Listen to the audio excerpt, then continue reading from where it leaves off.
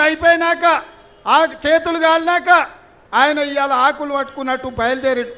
4 గంటలు వచ్చి టీవీలో కూర్చున్నాడు.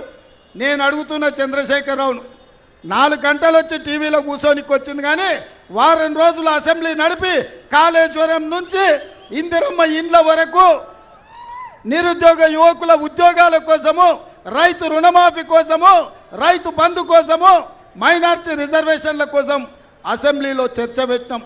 చర్చలు మాత్రం రాలే. ఎందుకంటే చర్చలకు వస్తే ఎదురుగా కాంగ్రెస్ వాళ్ళు ఉంటారు, రేవంత్ రెడ్డి ఉంటారు, అడుగుతారు, కడుగుతారు, అంగిప్పి 4 దంచుతారని అసెంబ్లీకి రాలే. ఇక ఆయన పోయిన టీవీలో అడిగేటోడు ఆళ్ళోడే, చూపించేటోడు ఆడోళ్ళే, మొత్తం వాళ్ళే. చూపించుకోనికే టీవీ ఉంది, రాసుకోనికే పేపర్ ఉందని నోటికొచ్చింది 4 గంటలు కూర్చొని మాట్లాడింది. మీరెవరైనా నమ్మినరా? ఎవరైనా నమ్మిరా? చంద్రశేఖరరావు నువ్వు నమ్మేటోడు 4 కోట్ల తెలంగాణ ప్రజలలో ఎవరు లేరు. అందుకే ఇవాళ చంద్రశేఖరరావు ఊరేరు తిరుగుతున్నాడు, ఇల్లు తిరిగి అడుక్కుంటున్నాడు. అయినా చంద్రశేఖరరావును క్షమించే పరిస్థితి తెలంగాణ సమాజం లేదు. ఇక చేవెళ్ళల పాపం జ్ఞానేశ్వర్ ముదిరాజును పెట్టిండు. ఆయన మంచోడే, కానీ ఏం లాభం? కేసీఆర్ అభ్యర్థిగా జ్ఞానేశ్వరుని పెట్టిండు, వెనకంగా విశ్వేశ్వరరెడ్డికి సైగ చేస్తున్నాడు, ఇక్కడికి కోరి అని. ఎందుకంటే బిడ్డ బెయిల్ కావాలి. బిడ్డ బెయిల్ కావాలంటే బీజేపీకి మద్దతు పలకాలి. ఇది ఇవాళ కేసీఆర్ నీతి, కేసీఆర్ జాతి.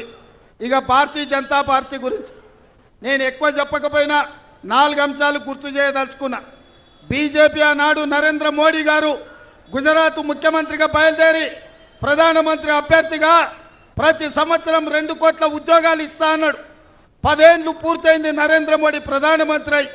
20 కోట్ల ఉద్యోగాలు ఈనాటికి ఇచ్చి ఉండాలి. కానీ పార్లమెంటులో నేను అడిగిన ప్రశ్నకే 7,21,681 ఉద్యోగాలు ఇచ్చిన అన్నాడు. చెప్పింది 20 కోట్లు, ఇచ్చింది 7 లక్షల చిల్లర. ఇదే కాదు, రైతుల ఆదాయాన్ని 2 చేస్తా అన్నాడు 2022 లోపల. రైతుల ఆదాయం పెంచుతా అన్న నరేంద్ర మోడీ రైతు వ్యతిరేక నల్ల చట్టాలు తీసుకొచ్చి ఈ దేశంలో రైతుల బతుకులను అదాని, అంబానీ, అమెజాన్లకు తాకట్టు పెట్టి రైతులను శాశ్వతంగా బానిసలను చేయాలని చూసిండు. అందుకే హర్యానా, పంజాబ్, రాజస్థాన్, మధ్యప్రదేశ్, బీహార్ నుంచి రైతులు లక్షలాది మంది ఢిల్లీకి వచ్చి 16 నెలలు నరేంద్ర మోడీ మీద యుద్ధం చేసిండ్రు. నరేంద్ర మోడీ మెడలు వంచి రైతు వ్యతిరేక నల్ల చట్టాలు నరేంద్ర మోడీ ఉపసంహరించుకొని ఈ దేశంలో రైతులకు క్షమాపణ చెప్పిండు నరేంద్ర మోడీ గారు.